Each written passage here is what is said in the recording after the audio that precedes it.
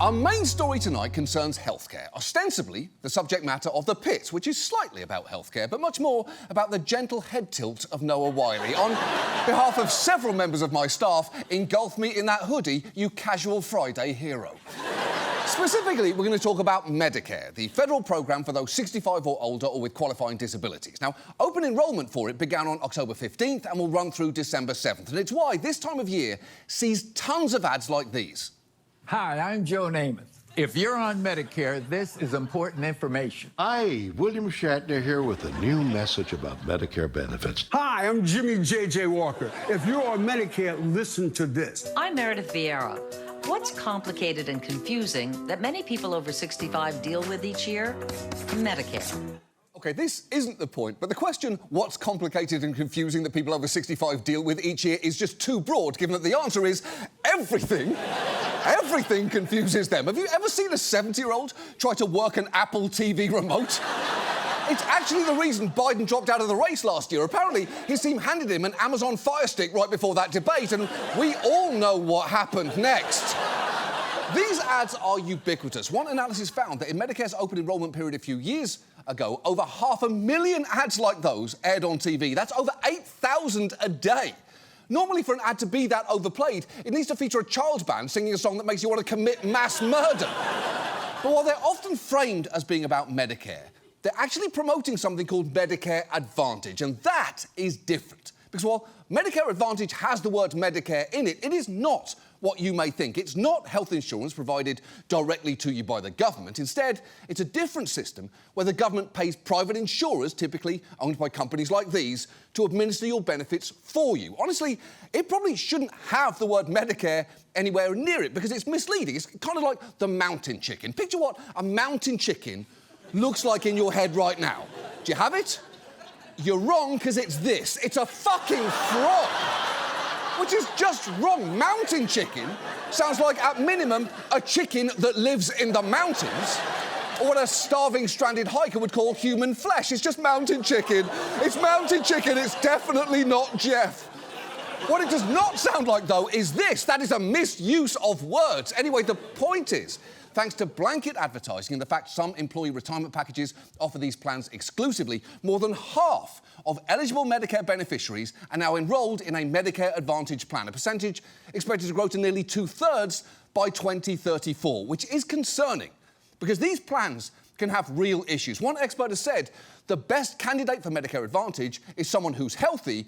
We see trouble when someone gets sick. But that is a problem, because statistically, most people will get sick. It's just a fact of life, like all hamsters die, most cats hate you, and if Jeremy Allen White is on screen, he is sweating. Acting is sweating, we all know that.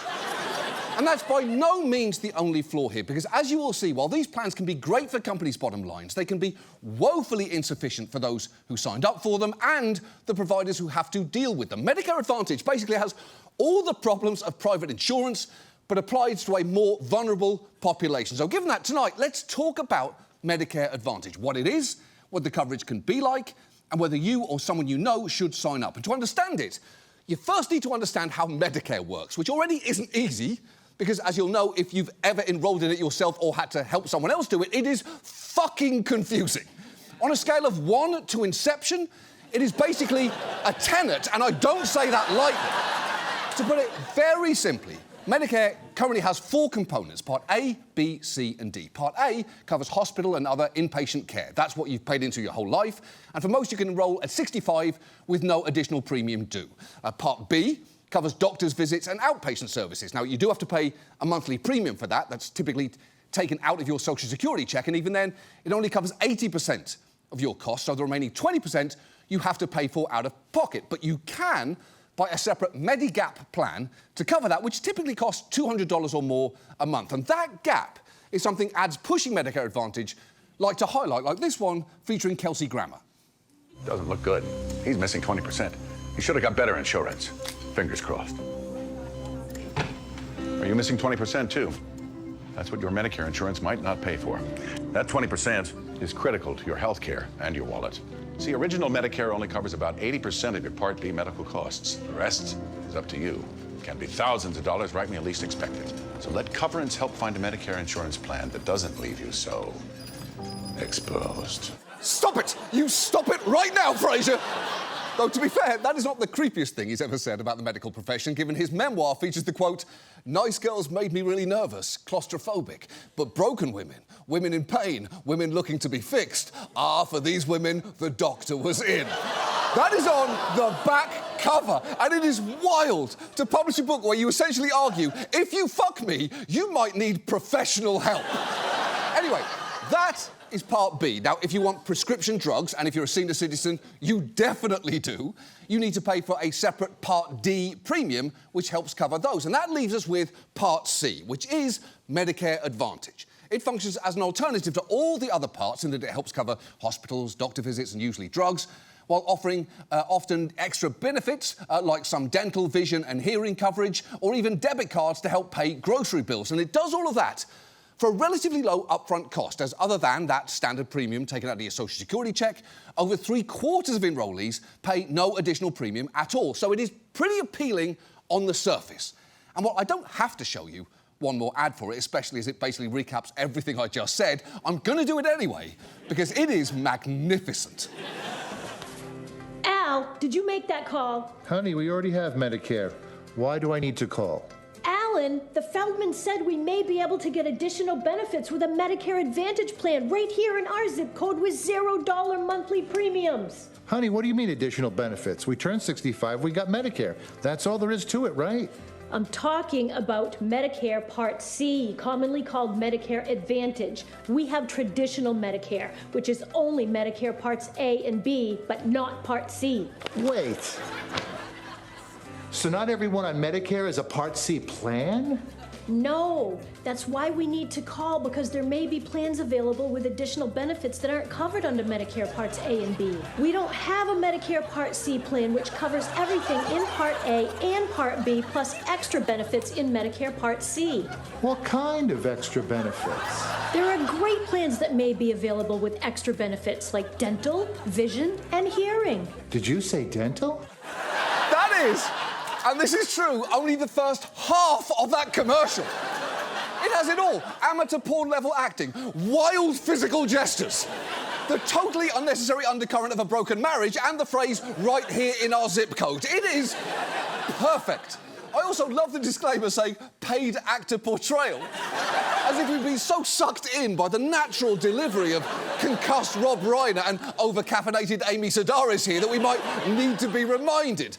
But the thing is, there are a lot of drawbacks to Medicare Advantage plans. For a start, they come at an inflated cost to taxpayers, which is a bit weird, given that a big part of the argument for creating this system over 2 decades ago was that bringing in private insurers would help control cost. In fact, here is Orrin Hatch back then, one of its biggest cheerleaders, making his pitch. Choice. The right to pick the coverage you want. That's what Medicare Advantage actually gives you. Now, there are those who believe that socialism is the answer to everything. Let government do it. Government can do it more efficiently. Well, if you believe that, you haven't watched the last 50 years. Yeah, the whole argument was that this would expand choice and companies would do a better job at controlling costs than the government. And look, some things are better when the private sector's involved. Take novelty slippers. Only through competition in the free market you get innovations like hairy feet slippers, creepy Marge Simpson slippers, Sigmund Freud slippers, Danny DeVito slippers, and golden penis slippers. And if you're wondering who the fuck would buy those, you are looking at him right here. Now, why did I buy these? I don't know. Probably because of something deep-rooted in my psyche, stemming from my childhood, at least according to my Sigmund Freud slipper right here. But sadly, the private sector hasn't done as well with Medicare as it has with slippers, because these plans have never saved the government money. In fact, a report last year estimated Medicare Advantage had cost the government over the previous 18 years an extra $591 billion. And this is partly down to the fact the major companies involved need to make profits for their investors, and they have found ways to do that.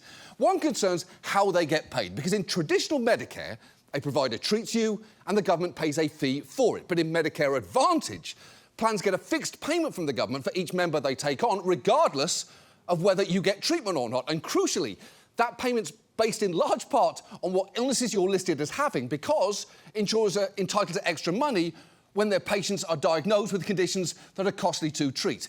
Here's a report from several years ago explaining how it basically works. The insurance company uses what are known as diagnosis codes to report that person's level of sickness to the government. Well, they pay one rate for plain old diabetes, and then they pay another rate for diabetes with complications. If you write down in the file that the patient has diabetes and has complications with eyesight or other things, they'll get paid a higher rate.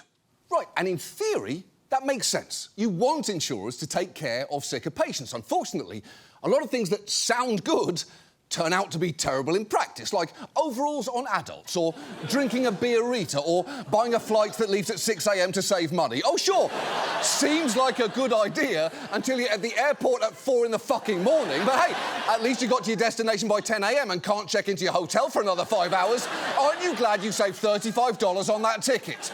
Well, the same is true here, because the government paying more for sicker patients has given insurers an incentive to identify as many health conditions as possible for each enrollee and potentially to then game the system. They can find lots of ways to add big money diagnoses to patients' charts through a practice known as upcoding.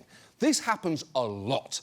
One investigation found that Medicare paid insurers about $50 billion over 3 years for diagnoses added just by insurers. Not only that, many diagnoses were added for which patients then received no treatment, and often neither the patients nor their doctors had any idea, which isn't great, is it? The whole point of a doctor is for them to diagnose you, or in my case, for them to look at me, down at the chart, look at me again, back at the chart, and then say, 48 years old?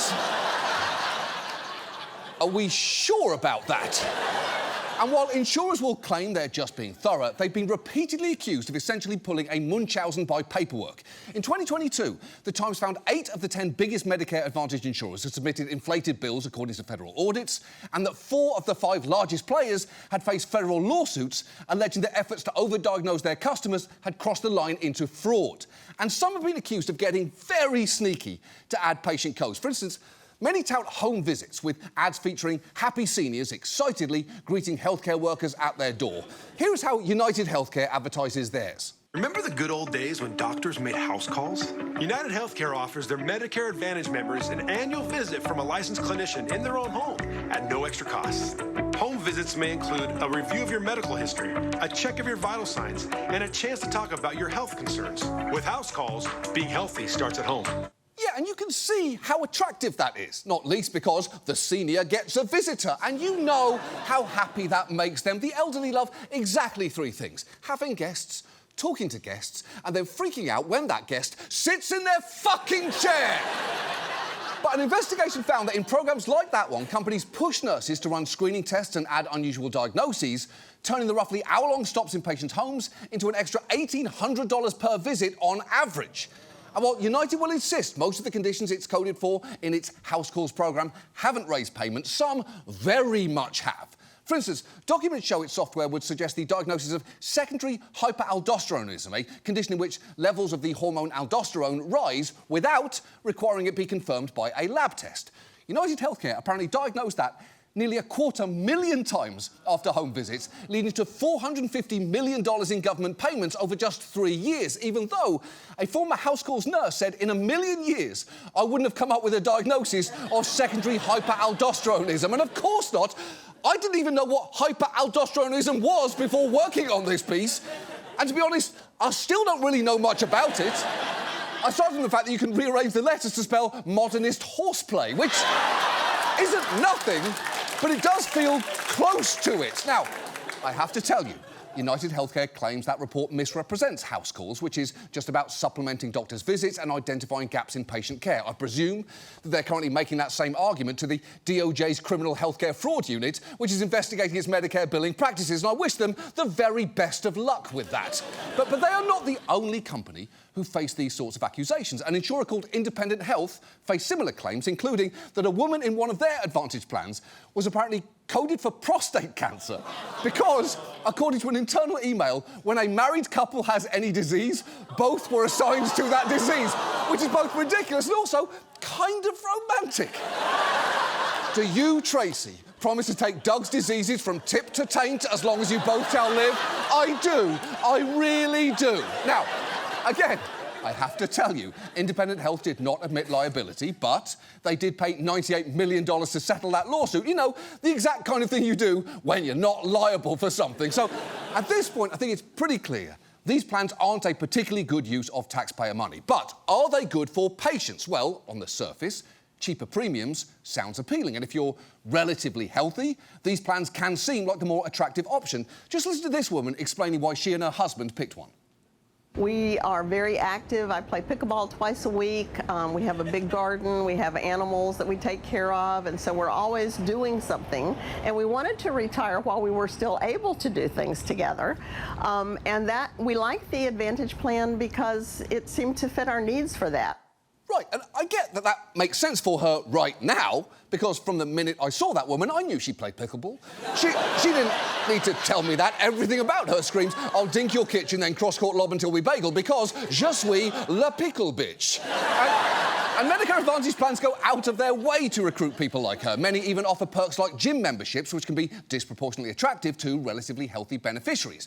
But once you get sick, you can find out your plan has a lot of limitations. For example, under regular Medicare, you can go to any doctor or hospital that takes it, which is most of them. But with Medicare Advantage, as with most private insurance, you can typically only use doctors in the plan's network and service area. And as those can change at any time, a doctor who is in network when you sign up can quickly fall out of it. And that can be a big problem. Consider this woman who had cancer and who qualified for Medicare due to disability, but signed up for a Medicare Advantage plan thinking that it would save her money. I went for my routine checkup. I'd been a Dana-Farber patient since 2013, and I got a bill. They're saying the provider's in network in the building, but the building of Dana-Farber is out of network, and I'm not allowed to go there anymore, even though I'd been going there and had the same insurance. So after all of these years, I have now moved my care to a different hospital because I can't go there anymore. That is absurd. Her doctor was in network, but the building wasn't. It's one of those things that makes your brain hurt if you think about it for too long, like how gravity works, or why some people's bodies shit when they're scared, or how Bill Belichick's daughter was 17 years old the year his girlfriend was born. Some things are just too difficult for you to comprehend. But it can be genuinely hard to find someone in network on an Advantage plan. And even if its list of providers looks good on paper, it can quickly collapse under the slightest inspection, as this man discovered. I'm diabetic, so I looked under endocrinology. There were 4 listed, and the first 2 were at Schnuck's grocery stores, and they weren't endocrinologists. They were just pharmacies. So apparently that means that they offer 2 endocrinologists in this 25-mile radius, and that has me hugely concerned. Is that enough for the senior population here? No. Yeah, of course it isn't. And finding out half your list is just grocery store pharmacies would be frustrating, because everybody knows you don't go there for an endocrinology appointment. You go there to check your blood pressure in the machine that makes your arm feel like it's being squeezed by Paul Mescal's thighs. That is a thing that we all do. And that is not a one-off either. One review found the majority of Medicare Advantage organisations had between 30 to 60% inaccurate locations in their directories. But even if you can find a provider, you may then have to deal with something called prior authorizations. Now, you're probably familiar with them from employer-sponsored plans. While traditional Medicare almost always pays for the care your doctor says you qualify for, virtually all enrollees in Medicare Advantage are required to obtain prior authorization for some services. And while these plans are supposed to cover all medically necessary services that original Medicare does, actually getting approval can be a grueling process, as this doctor explains. We have to call for a prior authorization, and we can't do it electronically. We actually have to call on the phone, the old-fashioned telephone. We have to call an 800 number or some number, and then we have to give them all the data. We have to give them the insurance information. We have to give them the patient's date of birth, things like that. And then what they do is they give us then an authorization to fax them the information. So I've called them to get permission to fax them a request. And then once they've got it, I've got to call them while they discuss the fax. That's another barrier and obstacle to care that's incredibly time-consuming, has no value added, and it seems antithetical to trying to get prior authorization. What I really am getting is a prior authorization to get a prior authorization. Yeah, and everything about that sounds like a nightmare, including the presence of the words fax machine. I thought we'd stopped making them around the same time that we stopped making good romantic comedies. In fact, I think the last time I saw a fax machine, a frazzled Michelle Pfeiffer was getting horned up for George Clooney. Remember that? Remember good romantic comedies? The kind of films that feel like a blanket and make you leak from all your holes? What happened to this country? Anyway, as you might guess, Medicare Advantage providers partly or fully deny millions of prior authorizations each year, and that can be maddening for those who need care. Take what happened to Gary Bent. He had significant complications from brain surgery, including being unable to stand or walk on his own. His doctors said he needed a lengthy stay at a highly skilled rehab centre. Now, under traditional Medicare, that would have been covered. But he had a Medicare Advantage plan from United Healthcare, which only approved him for a few weeks at a short-term rehab facility. And Gary's wife and daughter remember the advice that they got from his care team about trying to appeal United's decisions. They told me I would probably win 1 or 2, maybe even 3, but then the speed with which these denials came would increase. They would be fewer and fewer days apart, and eventually I was going to lose. We felt like this process was designed to wear us out, and I would say it did wear us out. Yeah. And that's exactly what happened. They won 2 appeals, then lost a third after an external reviewer sided with the company. While United Healthcare insists it was just following Medicare guidelines, Gary was sent home before his family felt he was ready, with, by the way, a fever and neck pain. And within 11 hours of being discharged, he was rushed to the ER where he was diagnosed with meningitis.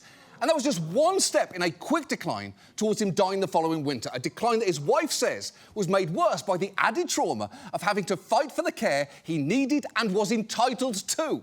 And there are some things so awful, it's almost impressive to be able to make them worse. It's like seeing a Cybertruck with Diddy's face painted on it. I don't know how you managed to do it, but I like this even less. And the thing is, delaying, underpaying or denying care doesn't just hurt patients, it hurts hospitals too, particularly those in rural areas, because they don't have the time or resources to sink into constantly appealing decisions, which has had real consequences. This was once the geriatric psychiatry unit at Alliance Healthcare in Holly Springs, Mississippi. Now the hallways hollow and beds sitting empty. This operating room only a few years ago was doing 5 or 6 procedures a day. Now, 0. Dr. Kenneth Williams is the CEO. He says the hospital can no longer afford the unit, or any inpatient care for that matter. All of this used to service people that really needed help, and now it's just totally empty. It's empty, it's gone, and it died the last few years with Medicare Advantage. That is terrible. Thanks to Medicare Advantage, that whole wing is now abandoned and, by the looks of it, already haunted, because at any moment it feels like Jigsaw's about to pop out with a realtor to just check out the space.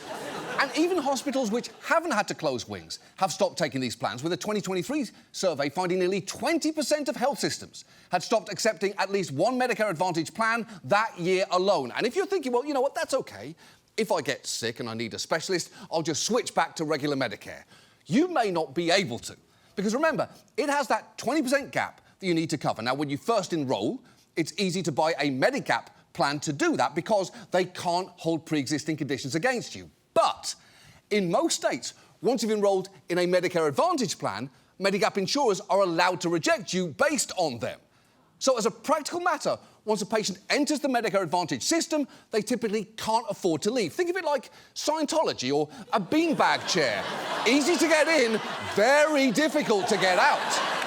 And when you take all this together, you get a system where the incentives are clearly set up for insurance companies to make you look as sick as possible on paper, while doing as little as possible to help you when you actually need it. Now, the industry is going to dispute that. They've even funded their own studies suggesting their plans actually save the government money and deliver consistently better health outcomes than traditional Medicare. Though, when Stat News asked more than a dozen leading health policy experts to review a bunch of those studies, they found they had fundamental flaws and obvious biases, and on the whole were so skewed, they basically constituted an alternate reality. And look, if these companies are living in such a dangerous fantasy world, they clearly need professional help. Luckily, I happen to know a board-certified therapist who can see them, but bad luck, he's out of network, so fuck you!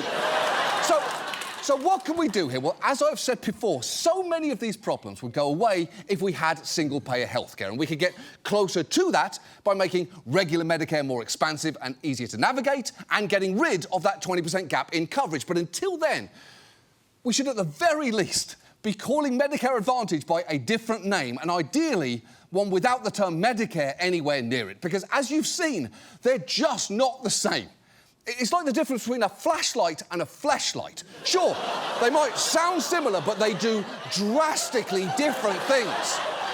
Unfortunately, though, it is tough to talk about potential reforms right now, given who is in charge of Medicare currently, because in case you've forgotten, it is this fucking guy. 22 across, 8 letters, starts with M. A government entity dedicated to the health of seniors. Memedas! It's Medicare. Memedas fits. It's Medicare. So guess what? I work for you now. Yep, they put me in charge of Medicare. Now, how cool is that? Not cool! Not cool at all! And it is just wild to see someone who's been on TV for 2 decades give the single worst line reading I've ever seen. And remember, we just watched these two go to town. But one of the many reasons it's not cool is that Dr. Oz not only promoted Medicare Advantage in sponsor segments on his TV show, he once co-wrote an op-ed titled Medicare Advantage for All Can Save Our Healthcare System, basically suggesting that we roll it out for everyone. And while he's recently acknowledged some of the problems that I've mentioned, he's also said the administration wants to give insurers an opportunity to voluntarily fix them, which I would say is the most ridiculous thing that he has ever said, except he did once do this. So that's what you call a camel toe. Yeah. Can I actually show you what camel toes look like? Of course. Okay, so here's a picture of what a real camel toe looks like. Television was a bad idea. So, look, at the policy level, for now, we are kind of fucked. But in the meantime, if you or someone you know is considering one of these plans, first, if you can afford to buy a Medigap plan and enroll in traditional Medicare, you should do that. But if you can't, you should at least understand the potential drawbacks of Medicare Advantage. And whatever you do, do not call those broker numbers on TV, because they won't give you unbiased advice. They get much higher commissions if they funnel you to Advantage plans. So if you want independent advice, you can call your state health insurance assistance programs. You can find your state's number at this website. And while I know it is basically impossible to escape these ads right now, we thought the least we could do is provide one for you that is technically accurate. Al, did you make the call? What call? The Feldman said we may be able to get additional benefits with Medicare Advantage right here in our own zip code. Our zip code? Yeah, the zip code we live in. It covers the 8.6 square miles of our neighborhood. Yeah, I know what a zip code is. But, honey, we already have Medicare, so we don't need to call anyone. Al, do you listen? I said Medicare Advantage. It has all the letters of the word Medicare, but none of the actual Medicare. Wait a minute. It's not regular Medicare? No, that's why we need to call. The Feldman said their Medicare Advantage plan has dirt cheap premiums. Did you say dirt cheap? Yes, Al, of course I did. What is wrong with you today? With Medicare Advantage, you get free gym memberships, a grocery allowance, and a nurse will come to our house. For a threesome? Oh, you'd love that, wouldn't you, Al? No, not for a threesome. The nurse would come to our house so that she or he can diagnose us with a bunch of diseases that we don't have and that our doctors don't even know anything about. But what about conditions I actually have, like my diabetes? Not only will they cover it, but I will suddenly have diabetes too. Why? Because it's romantic, Al. Kiss me. Hold on. Do we at least get to keep our doctors? Well, we get to choose from a list of doctors, but they're mostly just grocery stores, local middle schools, a JCPenney, and an abandoned Chuck E. Cheese. Did you say Chuck E. Cheese?